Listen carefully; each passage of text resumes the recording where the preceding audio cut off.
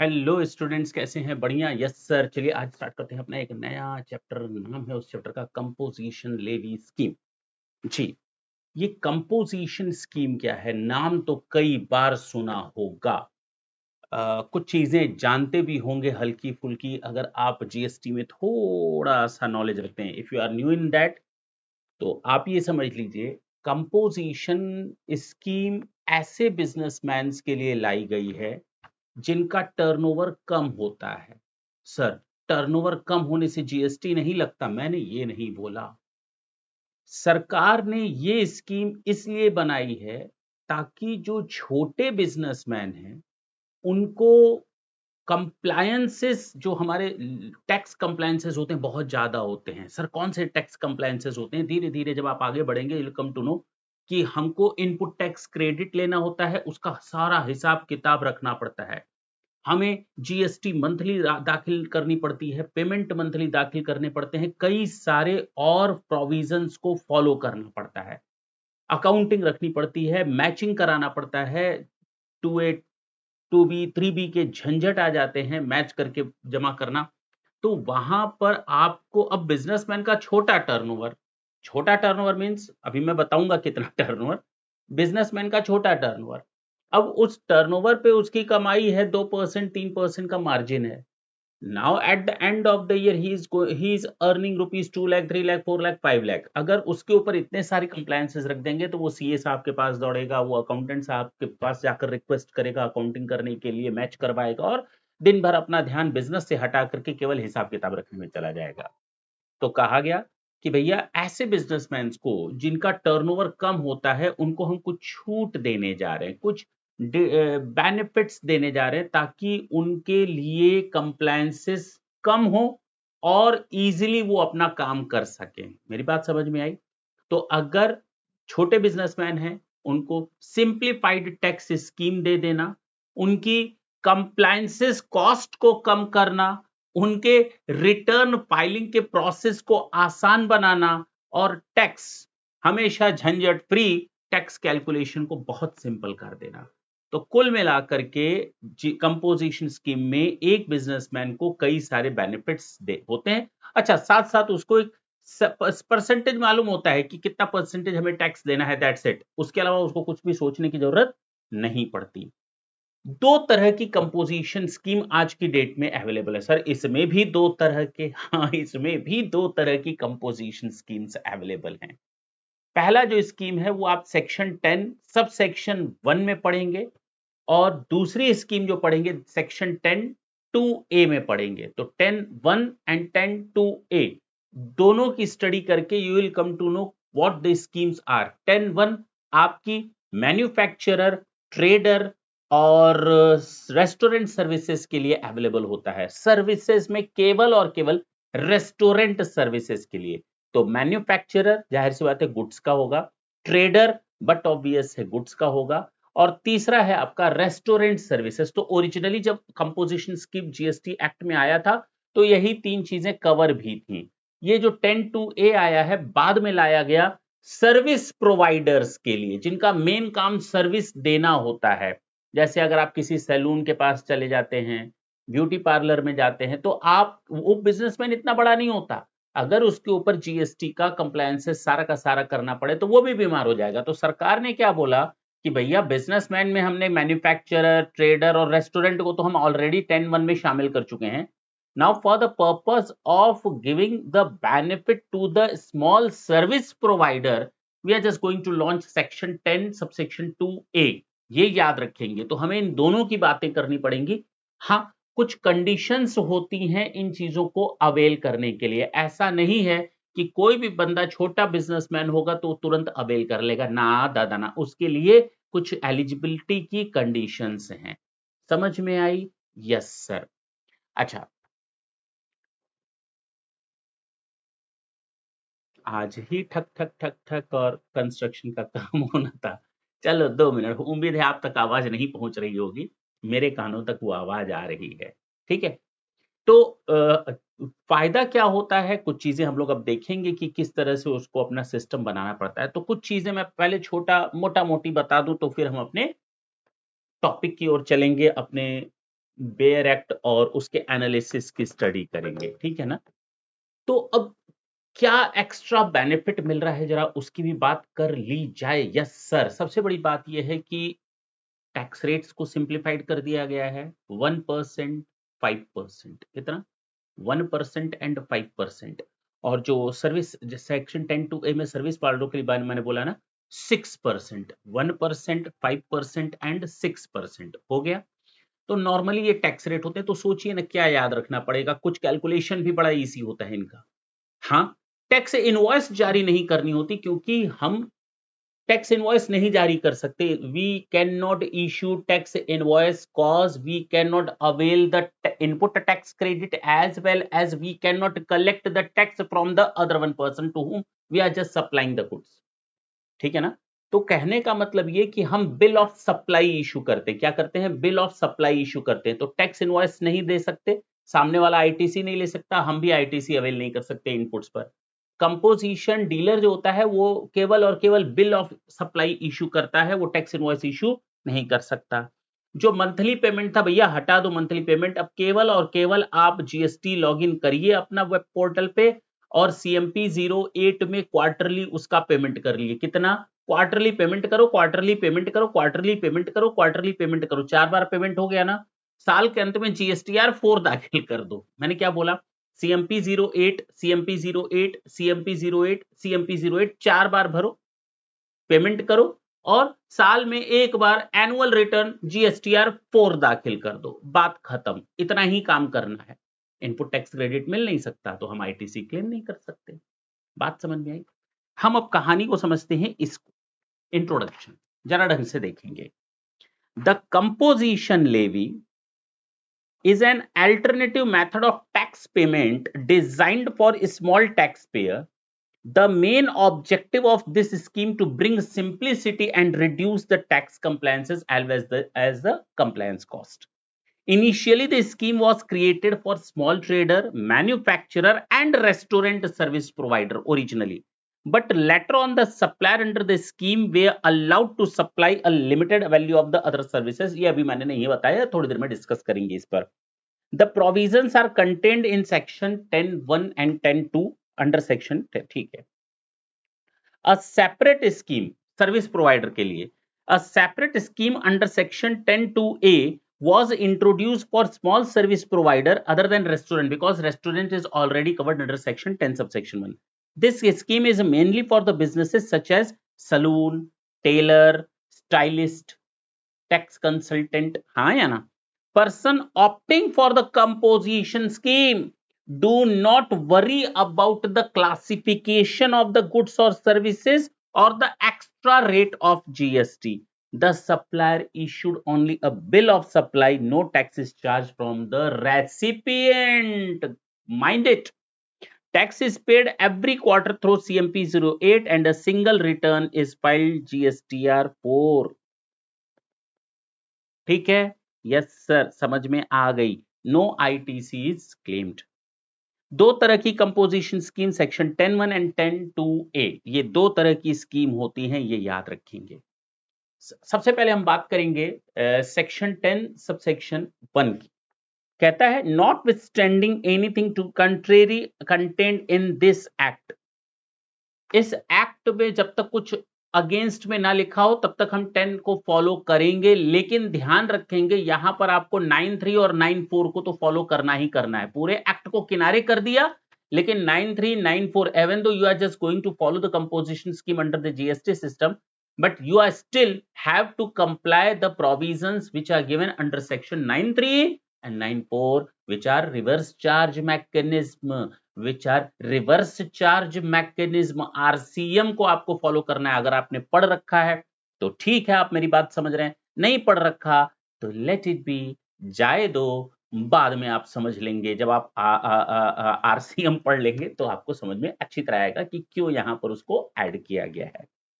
A registered person whose aggregate turnover during the previous year या preceding year did not exceed rupees 50 lakhs, तो do not confused over here, क्योंकि कई लोगों को ये मालूम होगा सर 1.5 करोड़ है। Yes, I know very well, I will tell you that there is a turnover limit of rupees 1.5 crore.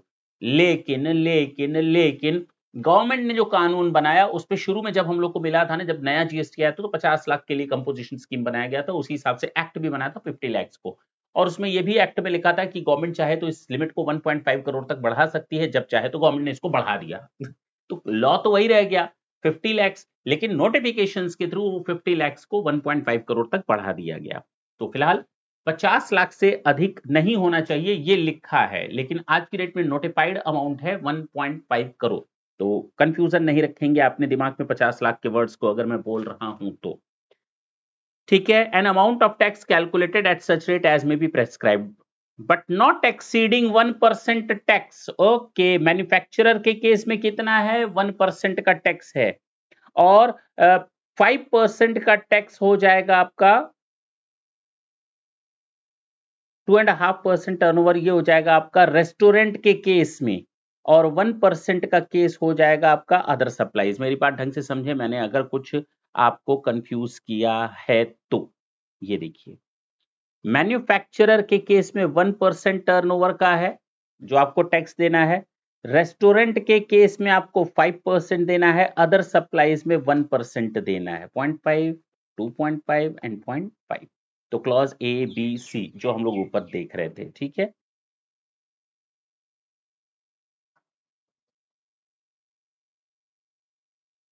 Subject to such conditions and restrictions. चलें आगे। Government may by notification increase the said limit of rupees 50 lakh to such higher amount not exceeding 1.5 crore as may be recommended by the council. चलिए, मैंने ये तो बता दिया, लेकिन ये भी एक गवर्नमेंट को पावर दिया गया था, लेकिन ये पावर क्या यूज कर लिया? हाँ, गवर्नमेंट ने इस पावर को यूज कर लिया है। करंट एप्लीकेबल जो थ्रेशोल्ड है 1.5 करोड़ फॉर ऑल स्टेट और union territories, 75 lakh for special category states. तो स्पेशल कैटेगरी स्टेट्स के लिए 75 लाख। हाँ सर, कौन कौन से वो स्टेट हैं स्पेशल कैटेगरी स्टेट्स में?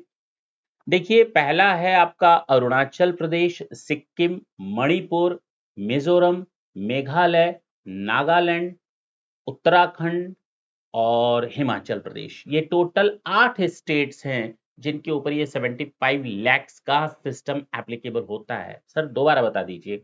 अरुणाचल प्रदेश, सिक्किम, मणिपुर, मिजोरम, मेघालय, नागालैंड, उत्तराखंड, सिक्किम बता ही दिया है, उत्तराखंड एंड हिमाचल प्रदेश, ये सारे हैं। तो साइड वालों में केवल असम को छोड़ देंगे आप, लगभग लगभग बाकी सारे स्टेट नॉर्थ ईस्ट के आ गए, प्लस उत्तराखंड एंड हिमाचल प्रदेश। जो हिली एरियाज हैं सबको कवर कर लिया गया, केवल एक असम को साइड में छोड़ दिया गया, वो 1.5 करोड़ की कैटेगरी में आता है। क्लियर हुआ? Yes sir. तो आप ये स्टेट के नाम अब याद रखना आपके लिए आसान है, बिल्कुल आसान है सर। तो कहने का मतलब जो थ्रेशोल्ड लिमिट है, now it is notified rupees 1.5 crore, but for some special category state that limit is rupees 75 lakhs for the purpose of opting composition scheme. अच्छा, कुछ अब नए कंफ्यूजन आ गए होंगे आपके दिमाग में। क्या कुछ नए कंफ्यूजन? क्यों ना अब उन कंफ्यूजन को भी छोड़ दें, तोड़ दें, हटा दें, फिनिश कर दें। जो हम बार बार बोल रहे हैं ना कि कैसे होता है ये सिस्टम। देखिए, इस साल आपको कंपोजिशन स्कीम लेनी है if you are the new one. अगर आप फ्रेश रजिस्ट्रेशन करा रहे हैं, now you are just going to log in right now for the purpose of getting the registration, then you will be asked, आपसे वो portal पूछेगा आपको composition में चाहिए, यस, तो आप उसी हिसाब से तुरंत कंपोजिशन में चले जाएंगे। मेरी बात समझ में आई? It won't create any problem and it is not required from you to fill another form to opt for your composition scheme. But yes, if you are already registered, you are already in the business, your turnover is already over there, then in that case you can opt this scheme always from 1st of April of the financial year. Means mid of the year में आप इस scheme को कभी नहीं चुन सकते। चुन लिया, मैंने चुन लिया, मैं जब चुनूंगा इसको 1 अप्रैल से चुनूंगा।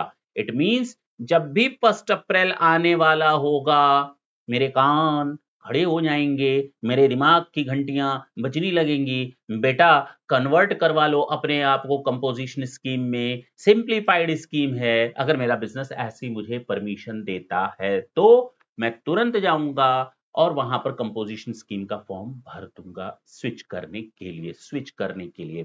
सर कैसे पता चलेगा कि स्विच करना है? ओके, मुझे 1 अप्रैल के से कंपोजिशन स्कीम फॉलो करनी है, तो मान लेते हैं 1 अप्रैल 27 से मुझे कंपोजिशन लेनी है, तो मुझे 31 मार्च उसके एक दिन पहले तक मुझे कंपोजिशन स्कीम को ऑप्ट कर लेना है। कैसे करेंगे? बट ऑब्वियस है, उस साल के 1 अप्रैल से 31 मार्च, जो 31 मार्च पर मैं बैठा हूं कि कल से कंपोजिशन स्कीम फॉलो करनी है, आज तक की डेट मुझे मालूम है ना, आज तक की सेल पिछले साल की, यानी जिस साल के लिए कंपोजिशन में ले रहा हूं उसके जस्ट पहले वाले साल में, जहां मैं अब खत्म करने जा रहा हूं अपना साल, यानी 26-27, 1 अप्रैल 27, 1 अप्रैल 27 को मुझे कंपोजिशन ऑप्ट करनी है, then I have to opt it by the end of the 31 March 2027। तो 1 अप्रैल 26 से 31 मार्च 27 क्या टर्नओवर मेरे सामने है? अगर वो टर्नओवर 1.5 करोड़ के अंदर है, अगर वो टर्नओवर 1.5 करोड़ के अंदर है, देन यस मैं इस स्कीम को उठा सकता हूं। अब जो टर्नओवर वाली बात आई, ढंग से सुनेंगे, टर्नओवर का मतलब मैंने अब तक 2 जगहों पर आपको अलग अलग बताया। सर 2 जगह कैसे आपने अलग अलग बताया? पहला टर्नओवर जो मैं अभी बोल रहा हूं 1 अप्रैल से 31 मार्च जब मैं ऑप्ट करने जा रहा हूं स्कीम, इसको कहते हैं एग्रीगेट टर्नओवर, इसको कहते हैं एग्रीगेट टर्नओवर, इसको कहते हैं एग्रीगेट टर्नओवर। क्या बोलते हैं? इसको कहते हैं एग्रीगेट टर्नओवर। और जब भी आप एग्रीगेट टर्नओवर की कैलकुलेशन करेंगे, पैन वाइज कैलकुलेट करेंगे। कैसे कैलकुलेट करेंगे? मान लीजिए मेरी इंडिया में 4 जगह पर ब्रांचेस हैं। क्या है? 4 जगह ब्रांचेस हैं, तो मैं चारों के लिए कंपोजिशन चुनूंगा। ऐसा कि नहीं मैं एक के लिए कंपोजिशन चुनूं और दूसरे के लिए कंपोजिशन ना चुनूं, ऐसा नहीं हो सकता। ये आपके ऑप्शन के ऊपर नहीं है। उस पैन के हिसाब से जितने भी मेरे जीएसटी रजिस्ट्रेशन है, मुझे सब में आप कंपोजिशन स्कीम चुनना है, या मैं किसी में भी नहीं चुनूंगा। ऐसा नहीं है इस स्कीम में मैं रेगुलर रहूंगा, इस स्कीम में मैं कंपोजिशन स्कीम लूंगा। भाई इस स्टेट में तो एक ही पैन पर अगर दोनों रजिस्ट्रेशन है, तो भैया आपको दोनों जगह कंपोजिशन चुनना पड़ेगा। और एग्रीगेट टर्नओवर देखना पड़ेगा, एग्रीगेट टर्नओवर देखना पड़ेगा, एग्रीगेट टर्नओवर देखना पड़ेगा। क्लियर है जी सर? एग्रीगेट टर्नओवर हम कैसे देखेंगे वो बताइए। और दूसरा टर्नओवर जो मैंने यूज किया था वो था turnover in the state, turnover in the union territory. Sir इसका क्या मतलब है? जब आप कंपोजिशन स्कीम में आ जाते हैं, जब आप कंपोजिशन स्कीम ले लेते हैं, तो उस स्टेट में, क्योंकि इसकी एक कंडीशन नीचे आने वाली है, वो कंडीशन ये है कि कंपोजिशन स्कीम में हम कभी भी इंटरस्टेट सप्लाई नहीं कर सकते। क्या बोला मैंने? कंपोजिशन स्कीम में हम इंटरस्टेट सप्लाई नहीं कर सकते। जिस स्टेट में मेरा बिजनेस है, I have to do business only in that state only. मुझे अपने इस बिजनेस के उस स्टेटस को क्रॉस करके दूसरे स्टेट पर नहीं ले जाना है। तो कहने का मतलब जिस स्टेट में मेरा बिजनेस रजिस्टर्ड है, मुझे कंपोजिशन स्कीम केवल उसी टर्नओवर पर, और मेरे लिए एक तरह से रेस्ट्रिक्शन है कि आप अपना कोई भी सप्लाई आउटसाइड स्टेट नहीं कर सकते, इंटर स्टेट सप्लाई नहीं कर सकते। तो बट ऑब्वियस है जब कंपोजिशन स्कीम हाथ में आ जाएगी, तो मेरा जो टैक्स लगेगा उस स्टेट टर्नओवर पर लगेगा, उस स्टेट टर्नओवर पर लगेगा। सर उसका क्या मतलब था एग्रीगेट टर्नओवर का? अरे भाई मुझे ये देखना था क्या मैं कंपोजिशन स्कीम के एलिजिबल हूं। इसके लिए मुझे पूरा एग्रीगेट टर्नओवर देखना है, टर्नओवर एग्रीगेट देखना है। उस टर्नओवर का क्या मतलब है एग्रीगेट टर्नओवर का? I am just going to tell you after some time. लेकिन वो एग्रीगेट टर्नओवर देखा जाता है, सारे स्टेट्स के टर्नओवर को एक जगह क्लब किया जाता है, उसके बाद उसका कैलकुलेशन किया जाता है। But when you opted it, जब आप इसको ऑप्ट कर लेते हैं, तब आप कंपोजिशन स्कीम, तो जिस स्टेट में सॉरी जिस स्टेट में कंपोजिशन स्कीम लिए है, उस स्टेट के बाहर आप सप्लाई नहीं कर सकते। मान लीजिए मेरा बिजनेस दिल्ली में भी है, यूपी में भी है, मैंने दोनों जगह कंपोजिशन स्कीम ले रखी है, तो दिल्ली वाले बिजनेस से भी मैं इंटर स्टेट सप्लाई नहीं कर सकता, यूपी वाले बिजनेस से भी मैं इंटर स्टेट सप्लाई नहीं कर सकता। तो जब मैं यूपी वाले बिजनेस से अपना टैक्स दूंगा, तो मुझे टैक्सेबल टर्नओवर जो होगा मेरा, जो मेरा टर्नओवर होगा वो स्टेट टर्नओवर होगा, टैक्सेबल टर्नओवर और नहीं होगा, वो स्टेट टर्नओवर पर कैलकुलेट किया जाता है। दोनों में फर्क समझ में आया? Yes sir, got your point. तो ये थोड़ी देर में हम लोग इसकी भी बात करेंगे। अच्छा, जब ये स्कीम आई थी ना, फिर से थोड़ा एक कदम आगे बढ़ते हैं। जब इतनी सारी बातें हो गई तो इस पॉइंट को भी मैं आपके साथ डिस्कस कर लूं। जब ये स्कीम आई थी ना, तो गवर्नमेंट ने कहा था कि सप्लाई ऑफ सर्विस नहीं होना चाहिए। अगर हमने आपको ट्रेडिंग, मैन्युफैक्चरिंग और रेस्टोरेंट सर्विस के लिए दिया, इसके अलावा कोई भी सर्विस अलाउ नहीं है। हाँ, गवर्नमेंट ने कहा मैंने आपको ट्रेडिंग, मैन्युफैक्चरिंग और रेस्टोरेंट सर्विस के लिए कंपोजिशन स्कीम दी थी, इसके अलावा कोई भी सर्विसेज अलाउ नहीं है। अरे भाई, कहाँ तक आप सर्विसेज हमको मना करते रहेंगे? मैं गया एक एसी वाली दुकान से एसी खरीद लेता हूँ, फैन खरीद लेता हूँ, उसने मुझे गारंटी दी कि वारंटी दी 2 साल तक सर्विस फ्री करेंगे। उसने कहा 2 साल तक आपकी सर्विसेज केवल आपको आइटम का कॉस्ट देना होगा। मतलब आप जानते हैं कि बिज़नेस आज बिना सर्विस के नहीं चल सकता। आप कोई भी काम करने जाते हैं तो सामने वाला, आप भी कोई सामान खरीदने जाएँगे, सर्विस मिलेगी कि नहीं मिलेगी? आप खुद पूछते हैं, लेने गए सामान लेकिन बात कर रहे हैं, सर्विस की आप खुद बात करते हैं। मोबाइल लेते हैं तो पूछते हैं सर्विस का क्या है इसका हिसाब-किताब? तो मोबाइल बेचने वाला मोबाइल बेच रहा है, सर्विस देगा? हाँ सर, बिना सर्विस के। आप कार नहीं खरीदेंगे। आप कार खरीदने जाते हैं तो सबसे पहले देखते हैं कि आपके लोकेलिटी में, आपके एरिया में, आपके सिटी में वो कार की सर्विसेज होती हैं या नहीं होती? अगर नहीं होती हैं तो आप शायद ही उस कार को बाय करें, ठीक है ना? तो कहने का मतलब ये हुआ कि सर्विस के बेसिस पर डिमांड बढ़ती है, या कह सकते हैं सेल बढ़ती है। तो service is the integral part of the business now. तो गवर्नमेंट ने कहा कि ठीक है, सर्विस शुरू में तो मैंने मना किया था, लेकिन आज हमने कुछ परमिशन दे दी है आपको सर्विस की। चूँकि आप बड़े बिज़नेसमैन नहीं हो, बड़े बिज़नेसमैन नहीं हो, अब कार कार वाले की बात करें तो सर आप मज़ाक कर रहे हैं, 1.5 करोड़ का टर्नओवर और 3 कार बिक जाएँगी, 1.5 करोड़ जाएगा, 10 कारें बिक जाएँगी, 1.5 करोड़। भैया मैंने कहा छोटे बिज़नेसमैन के ऊपर एप्लीकेबल है, ठीक है ना? तो जो लिमिट बता दी गवर्नमेंट ने कि हाँ ठीक है, आप गुड्स की सप्लाई करते हो, मैन्युफैक्चरर करते हो, रेस्टोरेंट देते हो, बावजूद इसके रेस्टोरेंट तो वैसे भी सर्विस है, लेकिन गुड्स मैन्युफैक्चरिंग करते हो, ट्रेडिंग और मैन्युफैक्चरिंग, तो आप कुछ सर्विसेज भी दे सकते हो ऐड ऑन करके। ऐसा नहीं है हम मना कर रहे हैं। तो अब गवर्नमेंट ने उसमें सर्विस की लिमिट की जोड़ दी, सर्विस की लिमिट बता दी कि आप इससे ज्यादा सर्विस दोगे तो भैया आपका मेन कोर कोर बिजनेस तो सर्विस का आ गया। काहे के लिए इधर आए हो टेंशन देने? यहाँ मैन्युफैक्चरर और गुड्स मैन्युफैक्चरर और ट्रेडर्स और रेस्टोरेंट सर्विस को फैसिलिटीज प्रोवाइड कर रहे हैं 10(1) में ना। सर्विस वाले हो तो इतनी लिमिट के अंदर सर्विस होगी। Yes, you are still capable, you are still eligible to get the benefit under section 10(1). तो आपके पिछले साल के टर्नओवर का 10% या 5 लाख, मेरी बात समझें, इससे ज्यादा का सर्विस आप प्रोवाइड नहीं कर सकते। मेरी बात समझें, वो भी आएगा। मैंने क्या बोला? 10% ऑफ द टर्नओवर और 5 lakh, whichever is higher, उससे ज्यादा का सर्विस आप नहीं दे सकते। बात समझ में आई? Yes sir. पढ़ सकते हैं? Okay sir. तो aggregate turnover in computed is computed on all India basis pan level and include exempt supply export। अभी देखेंगे एग्रीगेट टर्नओवर में क्या क्या आएगा, अभी टेंशन लेने की जरूरत नहीं है। तो मैंने अभी तक आपको कुछ कहानियां बता दी कि कंपोजिशन स्कीम दो तरह की मिलती है। छोटे बिजनेसमैन को मिलती है, एक ट्रेडर, मैन्युफैक्चरर और रेस्टोरेंट सर्विस प्रोवाइडर को 10(1) में मिलती है, और सर्विस प्रोवाइडर को 10(2)A में मिलती है। जो 10(1) वाला होता है वो मैन्युफैक्चरर हो सकता है, 1% टैक्स लगेगा, ट्रेडर हो सकता है 1% टैक्स लगेगा, और रेस्टोरेंट प्रोवाइडर, सर्विस प्रोवाइडर हो सकता है 5% लगेगा। अच्छा, इस जो मैंने 1% बताया, इसमें 0.5% CGST, 0.5% SGST, जो ट्रेडर का बताया 0.5% CGST, 0.5% SGST, और जो मैंने रेस्टोरेंट का बताया उसमें 2.5% CGST एंड 2.5% SGST होता है। Is it clear? Yes sir.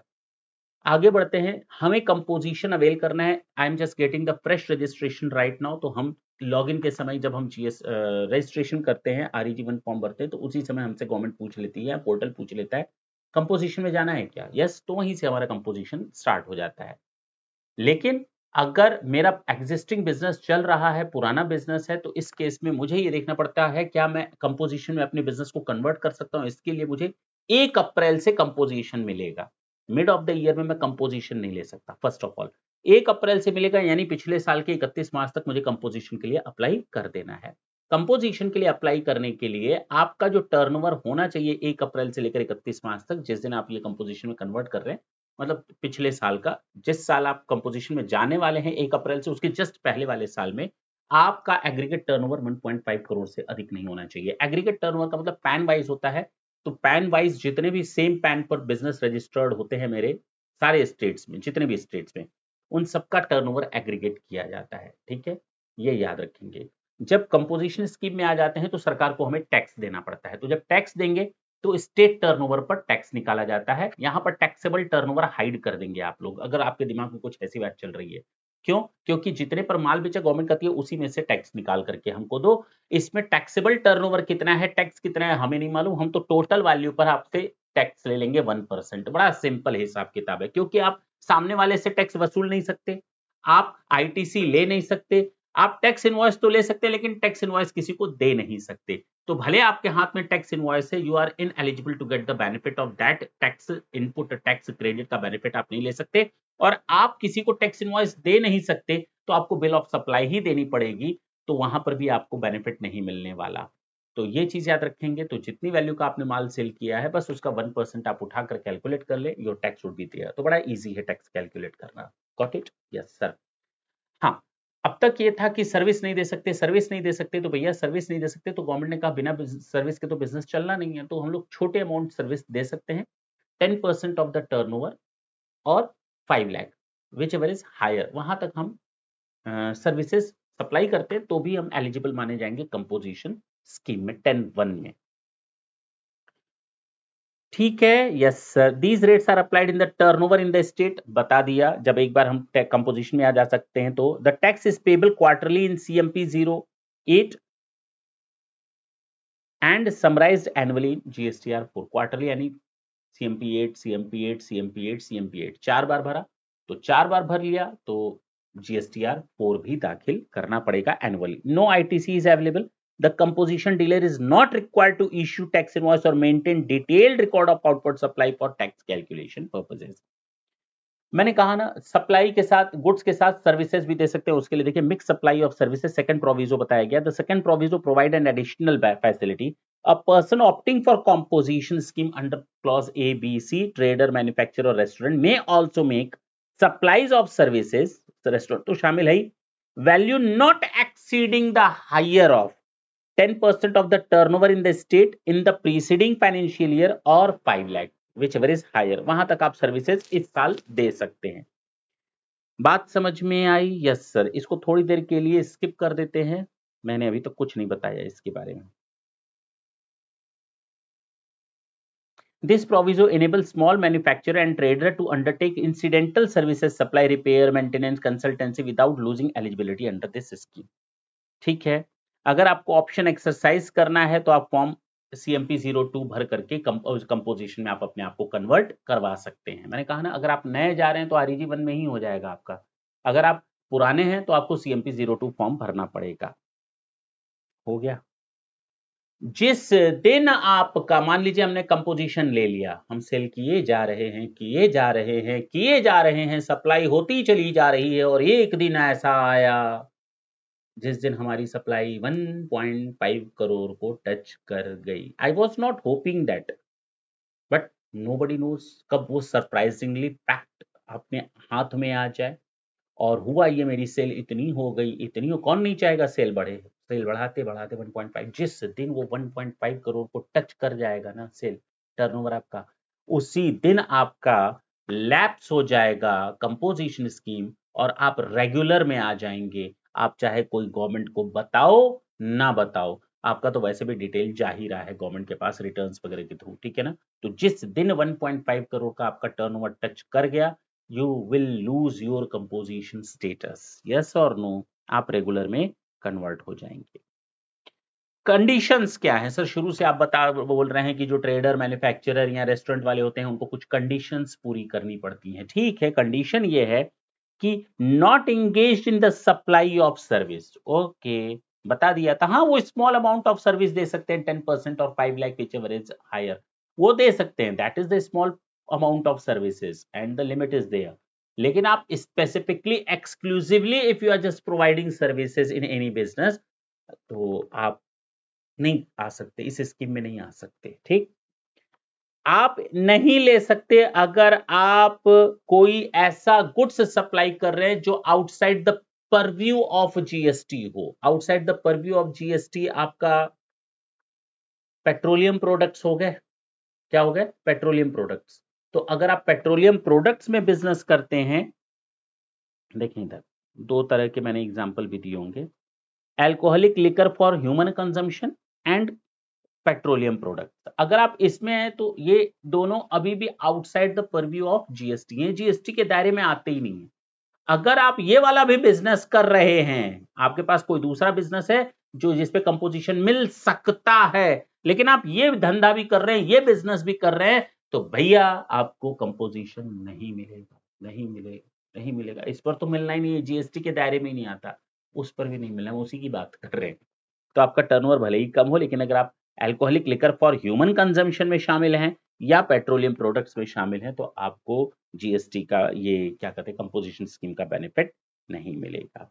जैसे एक एग्जांपल है, एक बार है वो सप्लाई करता है फूड एंड अल्कोहलिक, वो दोनों काम करता है, फूड भी देता है जिस पर जीएसटी लगता है 5% के हिसाब से, और अल्कोहलिक लिकर देता है ह्यूमन कंजम्पशन के लिए जो जीएसटी के दायरे के बाहर है।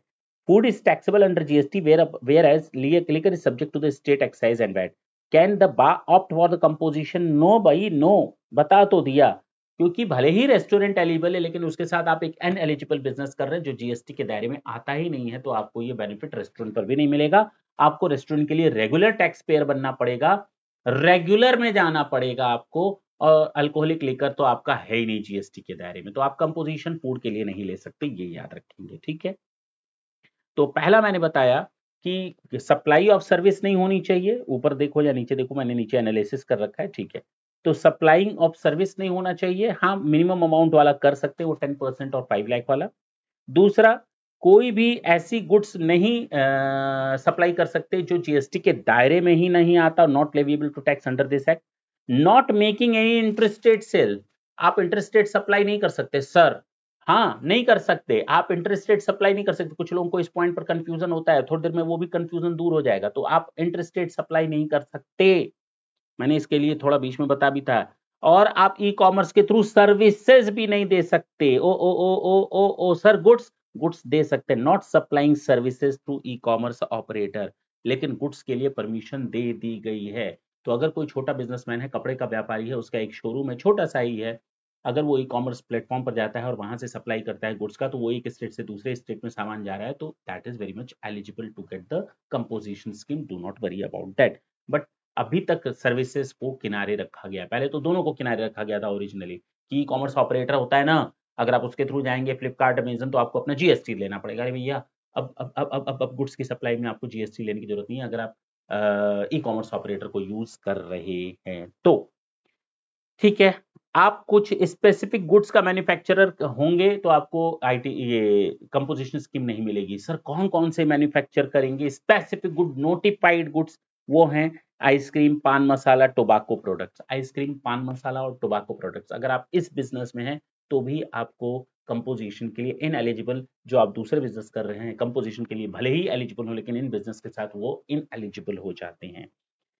आप ना तो कैजुअल टैक्सेबल पर्सन हो, ना तो नॉन रेसिडेंट टैक्सेबल पर्सन हो। ये क्या भला है, ये इसके लिए आप सीखेंगे तो आप याद रखें, एनआरटीपी और CTP, NRTP CTP, NRTP CTP भी यहाँ पर शामिल नहीं होता। तो हम सर्विस ना देते हो, वो स्मॉल अमाउंट ऑफ सर्विस को छोड़कर जो लिमिट के अंदर आती है, हम इंटरस्टेट सप्लाई नहीं करते हूँ, हम जो जीएसटी के दायरे में नहीं आते हैं सामान, उनके साथ सप्लाई करते हो, तो उनके होने के कारण हमको कंपोजिशन नहीं मिलेगा। हम ई कॉमर्स के थ्रू सर्विसेज देते हूँ तो हमें यहाँ पर ये बेनिफिट नहीं मिलेगा कंपोजिशन स्कीम का। अगर हम नोटिफाइड गुड्स का मैन्युफैक्चरिंग करते हैं, चाहे वो आइसक्रीम हो, पान मसाला हो, टोबाको हो, तो भी मुझे कंपोजिशन स्कीम का बेनिफिट नहीं मिलेगा। अगर हम एनआरटीपी या सीटीपी होंगे, कैजुअल टैक्सेबल पर्सन या नॉन रेसिडेंट टैक्सेबल पर्सन, तो मुझे कंपोजिशन स्कीम का बेनिफिट नहीं मिलेगा।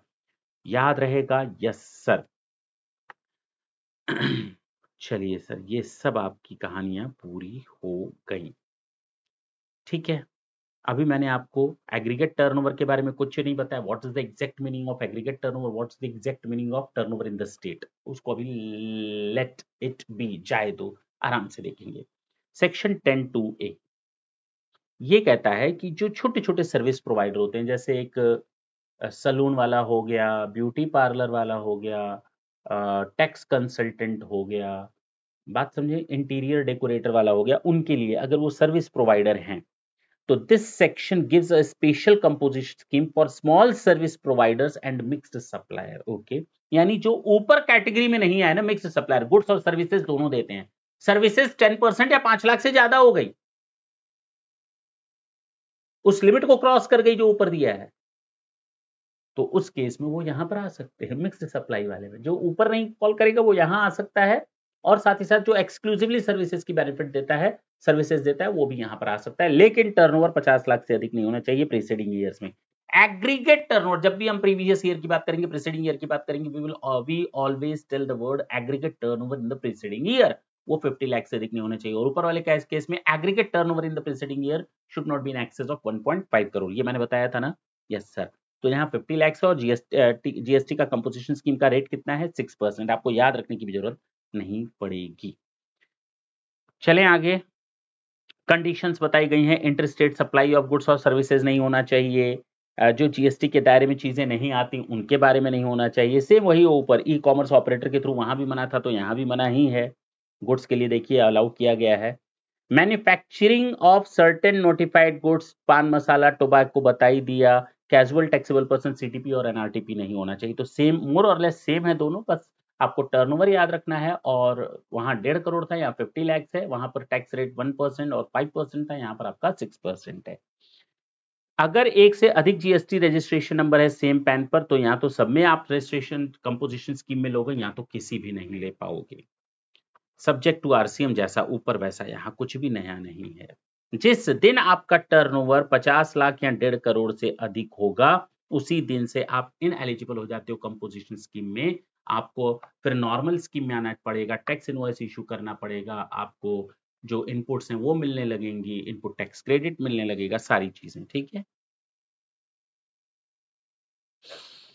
आपको बिल ऑफ सप्लाई देना है, 10(4) कहता है। आप टैक्स इनवॉइस नहीं दे सकते, आपको आईटीसी नहीं मिल सकता। हाँ, आरसीएम तो लगना ही लगना है, 9(3) एंड 9(4) लगना ही लगना है, सब्जेक्ट टू। ठीक है, दोनों में मिलेगा लास्ट। ये चैप्टर हो गया आपका खल्लास। ऐसा नहीं खत्म, अभी हमने कोई क्वेश्चन नहीं सॉल्व किए। तो लास्ट पॉइंट है, इसको पढ़ाने के बाद जब हम नेक्स्ट सेशन में आएंगे, चूंकि हम लोग को न्यूमेरिकल सॉल्व करने हैं, प्रैक्टिकल सॉल्व करने, तो पहले मैं एग्रीगेट टर्नओवर और टर्नओवर इन द स्टेट, पहले उसके बारे में हम बताएंगे, उसके बाद हम लोग न्यूमेरिकल स्टार्ट करेंगे। अगर आप गलत तरीके से ले लेते हैं ये बेनिफिट कंपोजिशन स्कीम का, you were ineligible but you are just getting the benefit of this one scheme, तो आपके ऊपर तो इंटरेस्ट, जो आपका टैक्स लगना था वो तो लगेगा लगेगा, और साथ ही साथ आपको इंटरेस्ट और पेनाल्टीज भी लगेंगी। सर ये कब लगता है?